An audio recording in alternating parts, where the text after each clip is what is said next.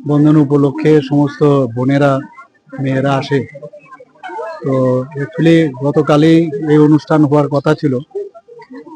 আপনারা সবাই জানেন যে আমাদের বিধানসভার মাননীয় অধ্যক্ষর যে একটা সমস্যা হয়েছে আপনারা সবাই জানেন। তো সেই কারণে গতকাল প্রোগ্রামটা করা যায়নি। তো আজকে এটা আমি করলাম আমার যে সরকারি বাসভবনে। তো মেয়েরা, বোনেরা, মায়েরা সবাই এসছেন এখানে এবং আমি আপ্লুত এবং ওনারা যেভাবে